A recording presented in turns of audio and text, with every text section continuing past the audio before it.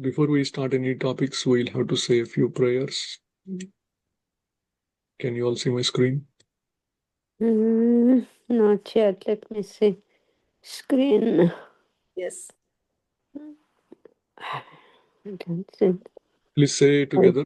We'll say Yes. together. Om Agnanatimirandasya Kanchana Shalakaya Chakshurunmilitam Yena Tasmai Sri Gurave Namaha Nama Om Vishnupadaya Krishna Krishna Prasthaya Pastaya Bhutale Srimate Srimate Bhakti Vedanta Vedanta Swami Swami Nityanamine Nityanamane Namaste Namaste Saraswati Saraswati Deve Devi Gauravani Gauravani Pracharine Nirvase Nirvishesha Sahasrani Sunyavadi Vadi Paschata Paschatya Deshatarine Desatarini Jai Shri Krishna Chaitanya Prabhu Nityananda Nityananda Sri Sri Advaita Advaita Gadadara Radhara Srivasadi Srivasadi Gaurabhakta Gaura Bhakta Hare Hare Krishna Krishna, Krishna Krishna Krishna Krishna, Hare Hare Hare Hare, Hare Hare Rama Rama, Rama Rama Rama Hare Rama, Hare Hare. Hare, Hare Krishna. So let's recollect what did we learn from chapter 1? Oh, one. Arjuna did not want to fight. Fight. Lamentation. Yeah. He gave various reasons. Out of those, one of the main reason is indecision. Means he did not know what to do and what not to do. So he was asked, in that situation, what did he do? He asked Krishna. did he just ask Krishna, or in what mood did he ask? Said, I don't want to fight. Yes, but the important thing is he said, All Sishyaste Sadimam his Tvam. relatives and friends and elders, everybody were in front of him. So it was not easy for him to fight with them. Yes, Because in that situation, what did he do? So he was lamenting and he told Krishna that I don't want to fight just for the sake of, Rajya. It's not surrender yet, though. It's No. a fourth or fifth chapter, right? It's still Right. So not it is. surrender. So in the He didn't second want chapter, to fight.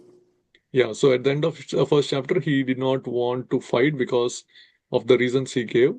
And in the All second the chapter, what does he do? He Sishyasteham Sadimam Tvam Prapannam. Means similar to Arjuna, we are like, if you see right in our current life also, we have so many challenges, we have so many issues. We are lamenting. Our mind wants to think about it and keep on lamenting, and then we want to share our issues with others, but our mind doesn't want us to solve the problem, isn't it? Because we are always thinking, oh, this problem is there for me. What should I do? What should I do? What should I do? And if someone comes, I have this problem, like that. But the solution is given in Bhagavad-gita. All we have to do is we have to do what Arjuna did. Go and surrender to Krishna and put the problem in front of the Supreme Lord. Is there anything that the Supreme Lord cannot solve? No, he can No. solve everything. Yeah. The only thing is we are not approaching him for help. So there was actually a nice anecdote where a person walks into a salon where they cut the hair, right? The person who walks in was a theist, means he believes in God, and the barber was an atheist. It so happened that the discussion went on, and they were arguing about whether God exists or God doesn't exist. And the barber was very much argument, like strong in saying that if there is God, why I can't see him? Why there is so much suffering in this world? No, like there is no God at all. Then the theist was a little scared because this barber's knife was on his neck. He was shaving the beard. He kept quiet. After everything was over, the customer goes out, stands there for some time and comes back in and says, "There are no barbers in this world." The barber was like surprised. What are you talking? I'm right here.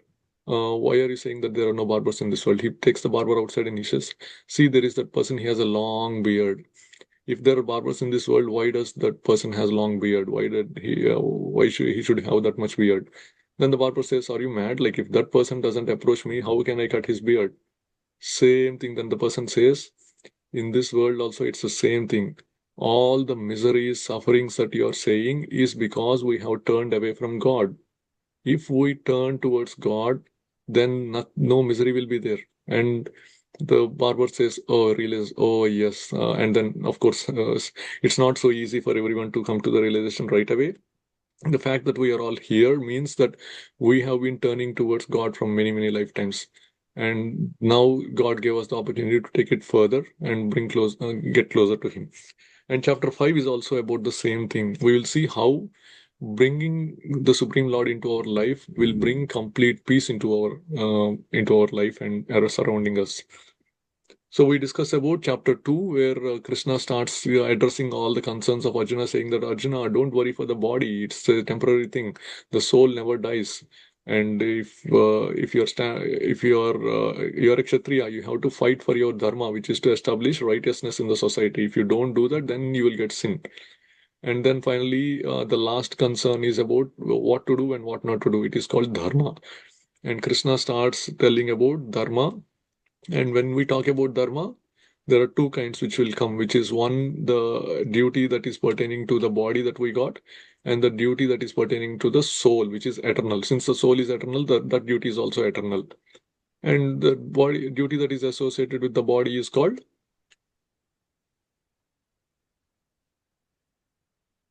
anybody? Karma.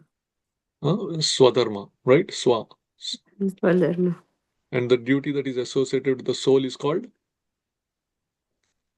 Sanatana Dharma. Karma. Sanatana Dharma, because the soul. But when we talk about Swadharma has a byproduct. What is it? Swadharma has a byproduct. Like we suffering. So, Karma. no. Karma. It is said. So Swadharma and karma go hand in hand. Any activity that we do in this world will bring an equal and opposite reaction. But when we do anything on the platform of the soul, it doesn't have any reaction. Our purpose is we gradually move from doing like a train runs on both tracks. We have to gradually move from doing Swadharma, also bring Sanatana Dharma into our life, and then we'll be able to make progress spiritually. Otherwise, materially, we have to keep taking body one after life, again, which goes through the miseries, birth, death, old age, and disease. And when we talk about following this this self-realization, what is the challenge in there? Controlling the senses and the mind. For that, what Krishna says, use your intelligence, means use higher logic. When your mind tries to deviate you from following this, coming to this class or reading Bhagavad-gita, keep on reminding, using intelligence, and say that, hey, if you spend some time on this, neha vikrama nasasti swalpam dharmasya trayato mahto, means even a little endeavor that we put on this path of self-realization will save us from the greatest danger. But if we don't turn towards this self-realization and keep on wasting our time on eating, sleeping, mating, and defending, what is the use? So with that intelligence, we have to keep moving forward. And how can we develop intelligence? What is the required? So Krishna says use intelligence, but how intelligence will come? Anyone in material world also? Like, for example, how can somebody become intelligent? Learning Learning means what? Learning what? When they acquire knowledge. knowledge. So that is chapter 4. Since Krishna then told what is this knowledge that will make us progress in Krishna consciousness, and that's why the chapter is called transcendental knowledge. That knowledge you cannot get from the material world. That knowledge has to come from the spiritual world only, which is Krishna. And that's why Krishna says, Evam parampara praptam, means that knowledge is coming through parampara system. Initially, he gave to Vivaswan. Vivaswan gave it to Manu. Manu gave it to Ikshvaku. Ikshvaku is and then Sana yogo nasta parantava means sakale neha mata means after a prolonged period of time, that succession was broken and that knowledge was lost. So Krishna is now re-establishing that knowledge directly to Arjuna, and through Arjuna he is doing it to all of us, saying that take this knowledge, this transcendental knowledge that is coming directly from me, which doesn't have any tinge of material contamination. If you use this knowledge, you will become spiritually intelligent, and that intelligence will help you solve all your problems, whether it is both bodily or on the platform of the soul. What is the platform on the soul? The fact that we are bound into this material world, which if the problem was not there, we spirit souls would be sarvagataha, going anywhere in this whole of the universe, both spiritual and material world, and enjoying without any bound binding. And that knowledge, how can we acquire? Anyone remembers? Tadvidhi pranipatena pariprashnena sevaya upadekshanti te gnanam gnaninas tattva darshanaha. Means Krishna says that transcendental knowledge, which he started off with this chapter, he ends in the similar thing, saying that will only come through disciplic succession. If you want to know more about this, you have to approach a spiritual master and in a humble state of mind, ask them questions. I want to know this, I want to know that, can you explain? And it should not be whimsical again. It should be with all seriousness. And if you do that, then the person will be able to answer the questions because Upadekshanti Tadgnanam, they have already seen that knowledge. They also approached the spiritual master, they got the enlightenment, and they will be able to teach. So that is the main thing. How even in this material world, can you get knowledge without a teacher? No. You cannot. If of course you can say I will read a book, but how did you know how to know read a book? Somebody taught you alphabets, right? So Yes. a teacher has to be there. Similarly, this transcendental knowledge, a teacher has to be there, and that is all about chapter 4. Now Krishna is going into chapter 5. We'll see, and this chapter 5 is named as Karma Yoga, which is also action in Krishna consciousness.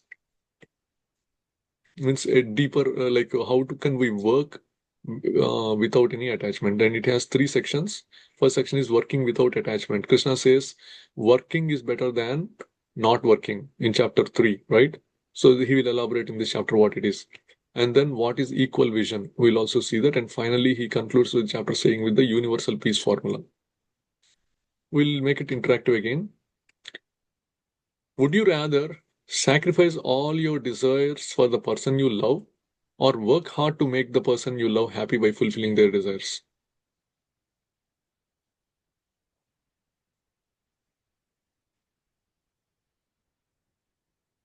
Work to make the person you love happy, fulfilling the desire. So you have your desires, and if you sacrifice those desires, why will the person that you love be happy? Think about it, right? There won't be. But if you want to make the person you love happy, would you sacrifice your desires or would you actually work hard to understand what their desires are and fulfill those? Work hard. So same thing. If Krishna says work and to fulfill, Krishna is also not expecting to work to fulfill his desires. He's saying you work hard and fulfill your desires. And if you want to love Krishna, would you follow his instructions or would you just still go ahead and sacrifice everything? You would actually follow the instructions. And same thing from the flashback of the chapter 3, right? Which is what we discussed about the yoga ladder. We are all in the initially animalistic life where we are just lethargic, no purpose other than sense gratification, eating, sleeping, waiting, and defending. Then we start to do some rituals, karma kanda. But then we have to understand that even this karma kanda is not the real savior because I need something, I do some pious, like a ritual. The result is I get what I want, but then something else I want, I have to keep doing this again and again and again. But is there anything that I can do where I don't have to hanker for these desires and I will be always happy without this? Then comes the yoga process. Means if we link ourselves to the Supreme Lord, who is a source of all happiness, if we take a wire which is connected to a bulb on one end and the other end is not connected to anywhere, will the bulb glow? No, right? But if you take the other end and connect it to the wire that has electricity on it, will the bulb glow? It will. So same thing. If we connect ourselves to the Supreme Lord, our soul will come to its natural state, and then it will get the same happiness that the Supreme Lord has. So that is the process of yoga. And in Karma Yoga, we discussed about the two-step process. And in the last step, which is called the Nishkama Karma Yoga, it is of two parts. One is Karma Sannyasa and another one is the Karma Yoga. We'll see what those are in this chapter. And again, the flashback is the person who artificially renounces work, then he's called the Mithyachara. Even though mentally he's all thinking about all the activities that they can do, pleasures that they can get behind the scenes, in front of public, they will behave like a guru like that. Another one we also discussed is yagna means no karma. If we actually do work, there is no karma. So in this chapter, it starts off with Arjuna asking the same question again and again, because is Arjuna not convinced with what Krishna is saying, or is he convinced? Not convinced, otherwise he wouldn't have asked this question. Yes, it's a yes and no, but the thing is, under Yogamaya, he is actually appearing to be not convinced, but actually, what we have to understand is Arjuna is asking these questions on our behalf. So he might be appearing to us as not convinced, but he looks at the greater good that what Krishna is going to speak will be helping us. So he keeps on asking the same question again in a different manner to get the knowledge out of Krishna. So anyone wants to read the Bhagavad-gita 5.1 and 5.2 translation? Arjuna said, "O Krishna, first of all, you ask me to renounce work, and then again you recommend work with devotion. Now, will you kindly tell me definitely which of the two is more beneficial?" The personality of Godhead replied, "The renunciation of work and work in devotion are both good for liberation, but of the two, work in devotional service is better than renunciation of work." Jai, thank you, Mataji. So basically what Krishna is saying is, of course, it is karma sannyasa is a genuine process, which is leaving everything and going to Himalayas. But of that, karma yoga, which is working in devotion, is better because the same thing we discussed, right? You go with one expectation, what happens is another thing, because mind is so difficult to control. And what is the use of going all the way to some secluded place, but your mind is hankering after the things like your family, your work, your job, your money, your assets, and all? No use. And that's the risk of this process. But instead, if you're constantly working and if your work is aligned to Krishna consciousness, your mind is automatically engaged. So let's say you go to a church or a temple and you do a service there, like washing the floor or cleaning the floor or washing the pots. Would your mind be worried about other things, or you will be focused on doing the activity that you have to make the floor clean or make the dishes clean like that? Your mind is focused on that, right? So the mind is controlled. Then that's why it is more easier to control the mind by doing activity. So now let's say another question. Why is it better to work hard for the person you love instead of just sacrificing your desires? We said in the first icebreaker question, do you want to sacrifice your desires or do you want to work hard? You said we all will work hard, but why is it better to work hard? By sacrificing our desires, we may become sad because we are not getting that happiness. But when we are working for other person, we get a satisfaction that we are working for them to make them happy. So, Very nice. And also, since we are working for fulfilling their desires, and if we fulfill their desires, they feel happy and we feel more satisfied that, okay, whatever I did was making that other person happy whom I love. And if we see some other person who we love happy, we automatically become happy. But instead, if we are just sacrificing our desires and thinking that I don't want this, I don't want that, what is the use? The other person is normal and you are like sad, that of no use. So that's what Krishna is also saying. Mere renunciation cannot make one happy. Sanyasastu mahabaho.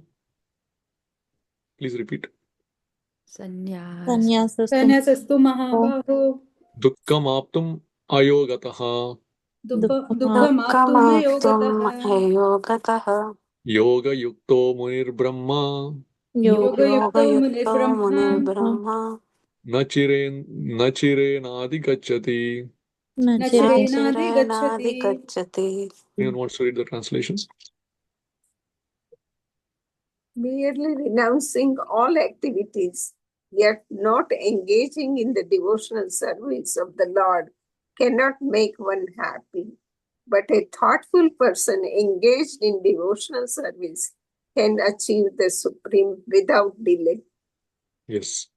So if we can also do an exercise, maybe you all can close your eyes. And I say, don't think of a brown monkey jumping from one tree to another. Don't think of that monkey. What is your mind thinking of? A brown monkey jumping from one tree to another, right? So now let's say, close your eyes.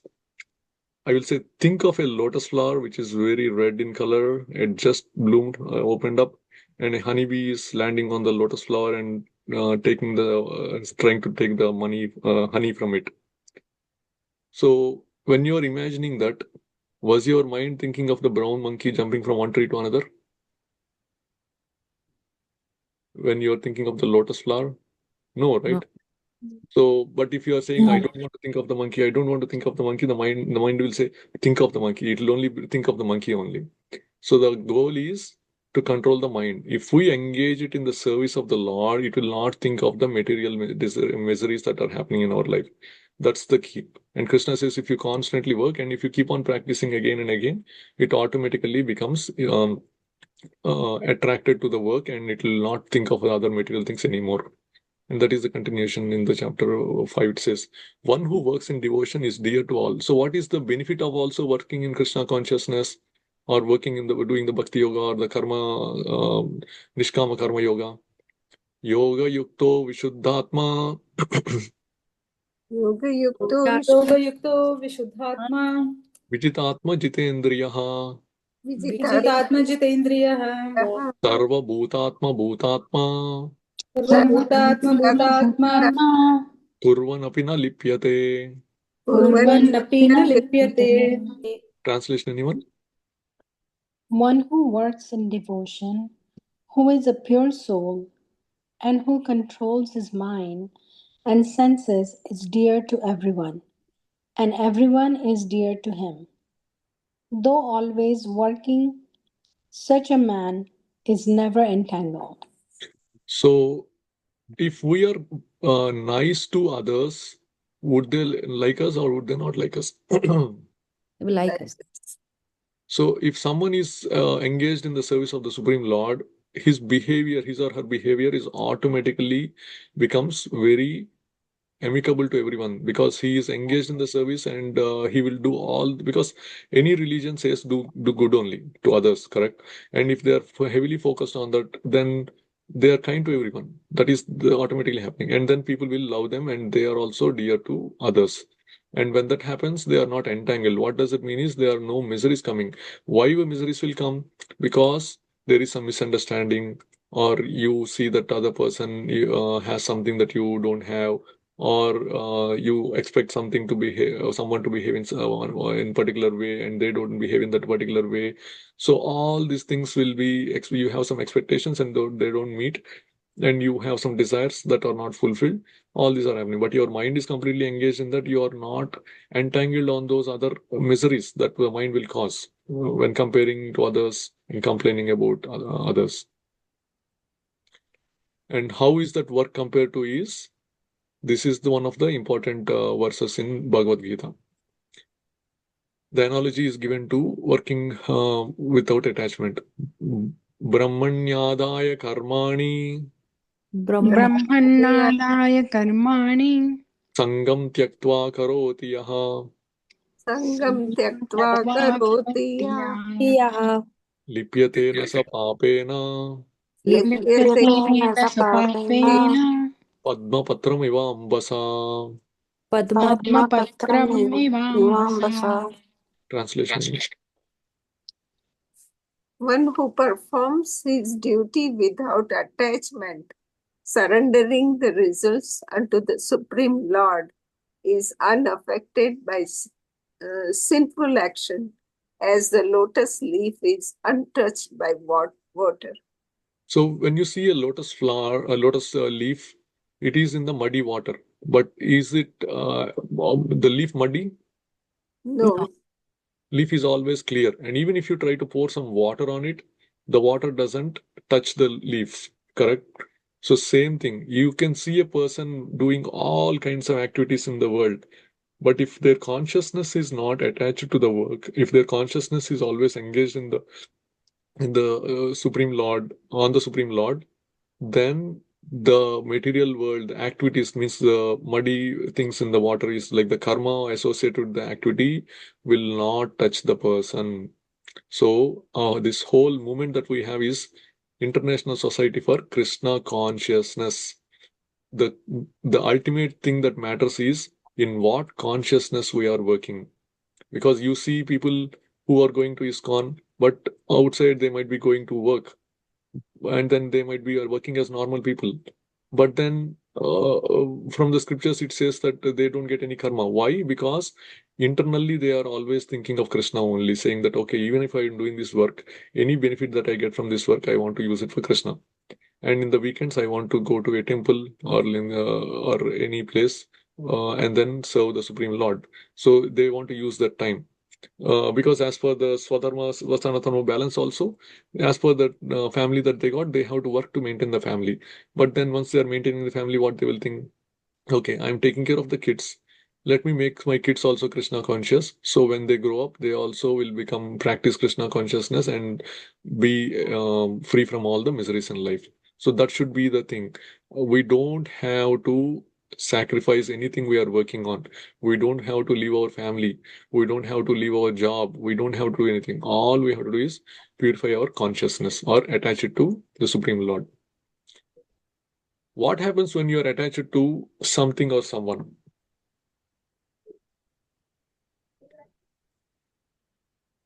you develop the affection, attachment. Yeah. What That's when else? the misery begins.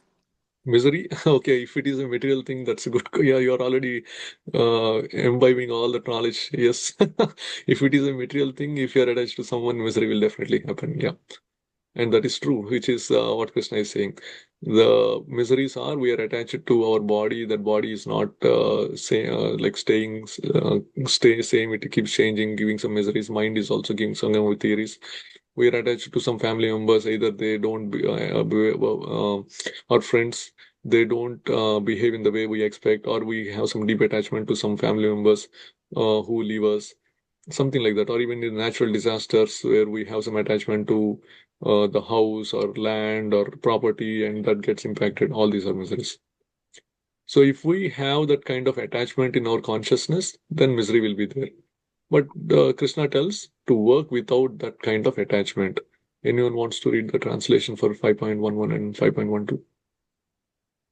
The yogis abandoning attachment act with body, mind, intelligence, and even with the senses only for the purpose of purification. You want me to read Yes, 5? yes, Mataji, yes. The steadily devoted soul attains unadulterated peace because he offers the result of all activities to me, whereas a person who is not in union with the divine, who is greedy for the fruits of his labor, becomes entangled. See, going back to the same thing, consciousness. In what consciousness we are working? The yogis, they abandon that kind of attachment because it brings miseries. They are completely, even though they are working with their mind, body, intelligence, and their senses, their only purpose is to purify them by engaging in the service of the Supreme Lord, by doing yoga processes. And that devoted soul will attain unadulterated peace because they are not expecting any results. See, everything goes back to expectation. You are um, working hard in your company, and if you have an expectation that you want to be glorified, you want your project manager or your director or someone to recognize you for the great work that you did, and suddenly that doesn't come. What happens? You feel sad. But if you are just doing as a duty, I am doing this work only for uh, Krishna. I mean that is the next level. But at least I'm doing this work for my taking care of my family, and anything that I get, I also want to use it for Krishna. And then, irrespective of whether I get promoted or somebody says good about it, my duty is to work. Your focus is on the duty. And when you get recognized, you are not too elated. When you are not recognized, you are not too depressed.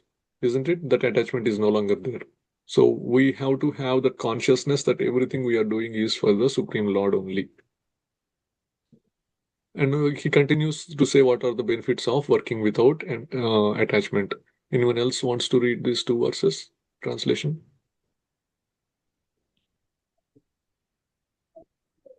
When the embodied living being controls his nature Sorry, I thought you can. Okay. Yeah, and go ahead. mentally renounces all actions, he resides happily in the city of nine gates, the material body, neither working nor causing work to be done. When one's intelligence, mind, faith, and refuge are all fixed in the Supreme, then one becomes fully cleansed of misgivings through complete knowledge and thus proceeds straight on the path of liberation. Jai. So Krishna is clearly telling that if we control our senses and mentally renounce that actions, then we'll be happily residing in this current body only. We don't. So two benefits. If we don't have the attachments, it's not like an after some this life, then we'll get liberation. No. Of course, that is there, which is the next verse that Krishna says. But even in the current life, you will see the changes where you will not have those miseries. Just as example we discussed, right? If you have any expectations at work, you have that. But if you're working as a duty and without any expectation, you will always be peaceful and happy because nothing that is happening at work will impact you. And yeah, you might be having some expectations that I have to stay in a particular place. And so when any things happening with the government that could put your stay at risk, then again there'll be misery or anxiety. But if you say, I am the supreme, I am the Supreme Lord's son or daughter, I am his child, he will take care of me no matter what. Then you don't have any expectation. You are not afraid anymore. So if you take a kid that is walking with the parents in a fair, right? And then the kid gets lost. Then there'll be all kind of anxiety and the kid starts crying. But if the kid is strongly holding the father's hand, will there be any anxiety even the kid is watching an animal in the zoo or very close to that? If he, as long as he's catching his father's hand or mother's hand, that kid will not feel any anxiety at all, any fear at all. So same thing. Once we bring the Supreme Lord into our life, then all kinds of anxiety will be gone in this life itself. We don't have to wait for the next life. And of course, Krishna is saying that if you keep doing that in a fixed consciousness towards the thing, he will actually, that person's misgivings will be cleansed also. Means we all have previous karma, and that is what is causing the miseries. If you think about it, you have children being born, some blind, some deaf, and some with a silver spoon, some in a poor family. What is the reason? Why, say, some in a hospital, two mothers will give birth, but one person is born with a silver spoon and one person is born into poverty? Why?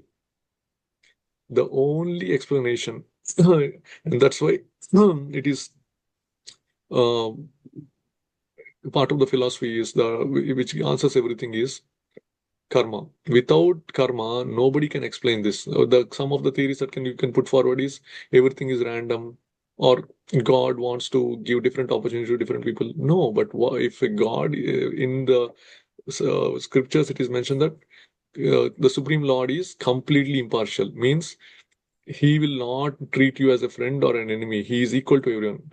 Then in that case, why would he give more problems to someone and less problems to someone? He will not. And that is what the scriptures clearly say. It is our own deeds that brings us our own actions. We just forgot. We just think that this is the only life we have. No. And that's what is chapter 2 clearly explaining. We have been having this life from millions and millions and millions of lifetimes, and all those misgivings have been carrying forward. Of course, we can just work in the consciousness of no result, and the new karma will not come. But how can we can only get liberated if the previous karma is also gone. And the previous karma will automatically be gone when we bring the Supreme Lord into our life. He will actually have the ability to burn off that karma also. What happens when you're not attached to something or someone?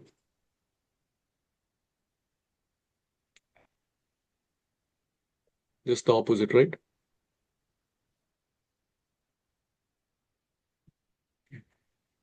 Are you guys following? Yes. Yeah. So when we are attached to something or someone, it brought miseries, but we are not You attached to. don't feel anything about it. Yes, and that is what is the symptoms of the sages. They look at everyone equally. They don't draw a boundary around themselves. They don't say that, okay, this is me, my family, aham mameti, and or this is my nation, this is my race, my gender. No, for them, everyone is equal. They expand their boundary to such a point that there is no boundary at all. So when they see everyone, they see the Supreme Lord within their heart. Vidya Vinaya Sampanne Vidya Vinaya Vidya Vinaya Sampane Sampanne Brahmane Brahmane Gavihastini Brahmane Brahmane Gavihastini Gavihastini Shuni Chaiva Swapake Cha Shuni Shuni Chaiva Chaiva Shvapake Cha Svapake Panditaha Samadarshinaha. Pandita Panditaha Samadarshinaha. Samadarshina. Translation, anyone? The humble sages, by virtue of true knowledge, see with equal vision a learned and gentle Brahmana, a cow, an elephant, a dog, and a dog eater outcast. So once we develop that vision, all the boundaries that we have will be wiped off. There is no more a boundary of me, my family. There is no more a boundary of me as a human being or some other animal, because animals also have souls. There is no boundary of caste. There is no boundary of color. There is no boundary of race, creed, nation, nothing. Everybody is a living entity just like us, trying to get out of this material world somehow or the other. We are lucky or fortunate enough to take this path. They are not there yet. So when we see someone who was there, we basically, the Panditas will see them, the Supreme Lord within their heart, and they will not judge anyone, because even though some person is not taking up to Krishna consciousness, they themselves know that in the previous years of their life, they were also not Krishna conscious. They suddenly became. So it is just a matter of time. Someone will take to that process. So with that understanding, they will see and will respect everyone and guide everyone. An intelligent person stays away from material sense pleasures. So without attachment, well, that intelligence will help the person to stay away from those material desires. So can anyone read these two translations for verses 20 and 21? Can I read? Yes, Mataji. A person who neither rejoices upon achieving something pleasant nor laments upon obtaining something unpleasant, who is self-intelligent, who is unbewildered, and who knows the signs of God, is already situated in transcendence. Next. Such a liberated person is not attached to material sense pleasure, but is always in trance, enjoying the pleasure within. In this way, the self-realized person enjoys unlimited happiness, for he concentrates on the Supreme. So what did you understand from these two? Same thing, right? No expectations. When they get something pleasant, they are not over rejoicing. When they got something unpleasant, they don't lament.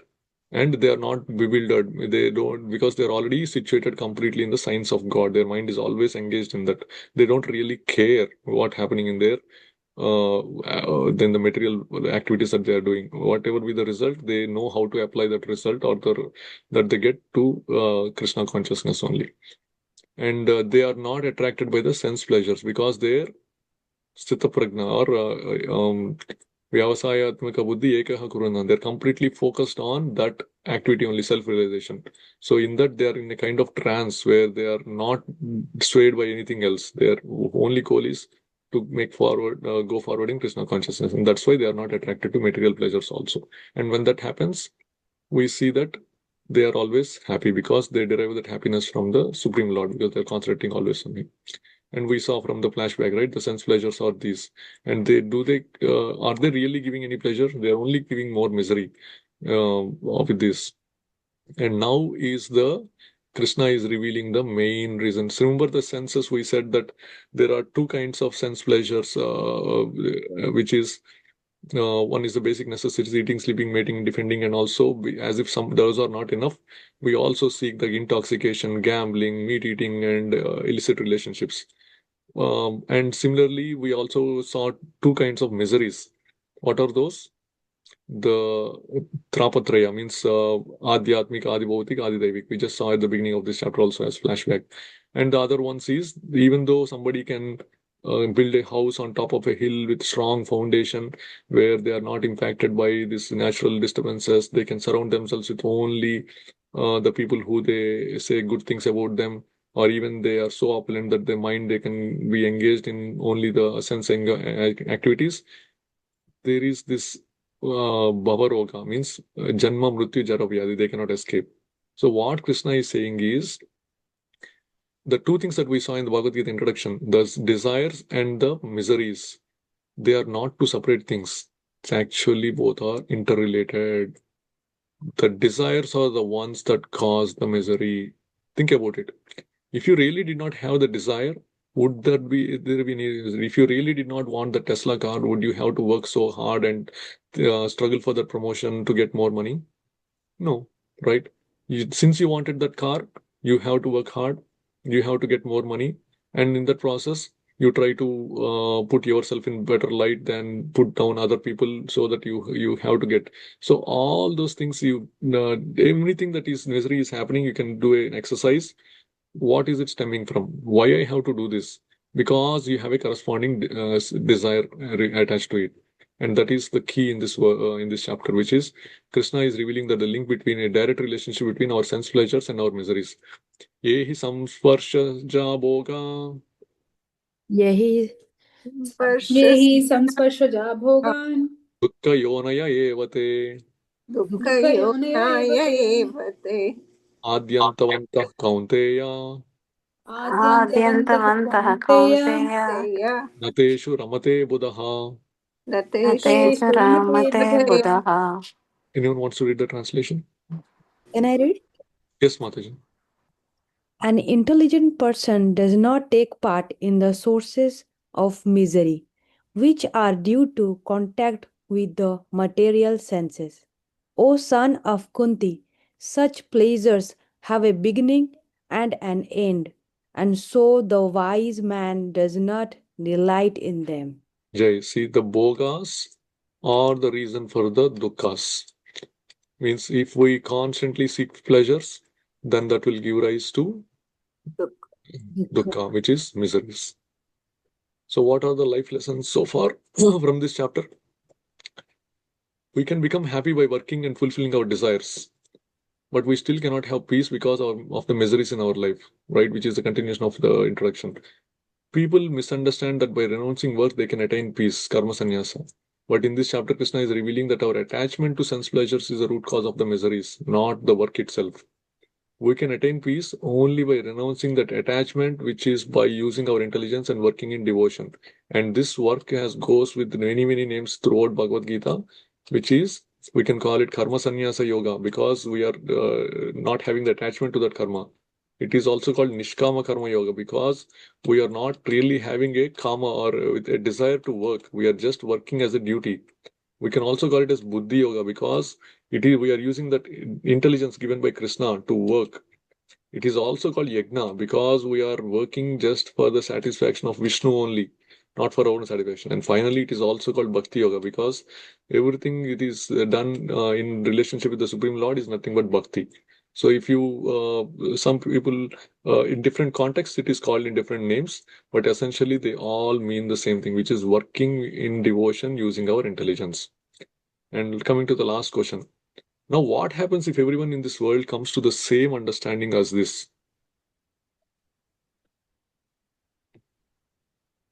It won't happen. Let's say hypothetically it happens, or we should try to And make it. everybody will be nice and peaceful. Yes, somebody said peace. That is Krishna. Peaceful, yes. Yes, Krishna is It's revealing that for is this the formula. universal peace formula. This is what Prabhupada also calls as universal. This is also one of the important verses in Bhagavad-gita. Bhoktaram yajna tapasam Sarvaloka Maheshwara Bhoktaram yajna tapasam. sarvaloka Chunyadam maheshwaram sarvabhutanam. Gurudam Sarvaloka maheshwaram. suhridam sarvabhutanam Ruhedam sarvabhutanam. Sarvabhutanam Nam jnatva mam shanti mruchati. Gyatva Gnatva mam mam shantim shanti pृच्छति. vrutshati. Translation, anyone? Yeah, I can. They Just said, knowing me as the ultimate purpose of all sacrifices and austerities, the Supreme Lord of all planets and demigods, and the benefactor and well-wisher of all living entities, attain peace from the pangs of material miseries. so Krishna is saying that he is the supreme enjoyer. Although we might be doing different activities, we might be directly serving him or indirectly serving him. Ultimately, he is the only enjoyer because everything goes to him only. And he's saying that he is the supreme controller, Sarvaloka Maheshwaram. And he's also saying Suhridam Sarva Bhutanam. He is the supreme well-wisher. Remember, like we were discussing in the previous chapter, but why did Arjuna approach Krishna? Because he knows Krishna is his well-wisher. Why would we approach Krishna? Because Krishna is our own, is the supreme Lord, and he is our well-wisher also. He knows what is best for us. And how can we relate these three, and how can we get peace? We are saying that we are not getting peace because even though we can work hard and fulfill our desires, these are these miseries that are there. That it's called the threefold miseries, tapatraya, that is not bringing us peace. Then when Krishna is saying this is the universal peace formula, we can easily relate, right? What is how it is related? When everyone comes to the understanding that it is only Krishna that is the supreme enjoyer, will they create their own boundary? Ahamameti means that this is me, mine, like that, and work. No, they will all put. When you have two circles or two different centers, when they intersect, there is a conflict. Means I'm drawing a boundary around me, saying that this is mine. You're drawing a boundary around you, saying this is yours. Like for example, take two countries, there is a border between them, and the land that falls in between, this country claims it is theirs, that country claims it is theirs, and naturally there is a conflict. Similarly, if we are drawing a boundary around us, and with me as a center, you are drawing a boundary around you, and whenever the circle intersect, that common area, does it belong to you or me? It basically is a conflict. But if we are all working with Krishna as the enjoyer, means we are all trying to make Krishna happy, we put Krishna in the center.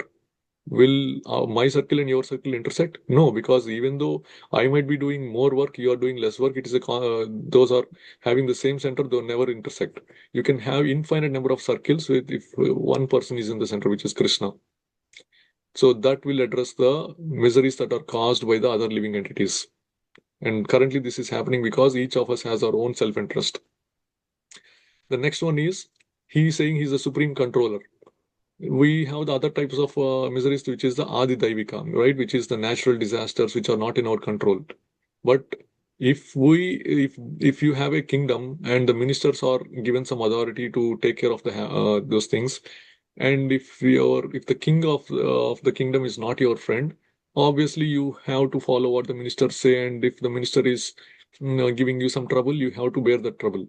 But if the king is your friend, will the ministers dare to come near you or do anything to you? No. Similarly, if the CEO of a company is your friend, will the VPs or the directors will do anything to you? No. So if Krishna is the Supreme Lord, if he is our friend, no natural disasters will dare to touch us. Even though they touch us, like if we are a yogi, we are completely in trance. That will not impact us. And basically, it is also said that like the gada or the mace, the club that Vishnu holds is called Kaumodaki. As soon as somebody comes and surrenders to Krishna, becomes a pure devotee, it forms a dome around them, and no danger can do anything to them. And finally, the one that is the most important is Adhyatmika, means our mind itself will create so many miseries, creating what if this happens, what if that, why this happened to me, what like that. But what we have to understand is Krishna is now revealing he is that our supreme well-wisher, which we know that we have to approach our well-wisher. If when we come to this understanding, what we have to understand, we can immediately realize is whatever is happening in my life is as per Krishna's desire, and since he is my well-wisher, this is the best case scenario. There is nothing better than that. Since we are in ignorance, we can't see that. But once we surrender to Krishna, we will immediately start realizing that there is no other thing that could have happened that is better than what currently happened to me. But if we are not in Krishna consciousness and if we are not seeking the advice or guidance from our supreme well-wisher, then what happens? All the things that happen which are not really beneficial for us will cause misery to us. Okay, any questions? So basically, Bhagavad Gita is the answer to all our questions. And then we also read in chapter 4, right? We cannot understand Bhagavad Gita directly. We have to approach through a spiritual master. Any questions before we close today's session? Is it clear? Yes. Any reflections? Okay. If there are no questions, if there are no questions, we'll say Hare Krishna Mahamantra once and we'll close today's session.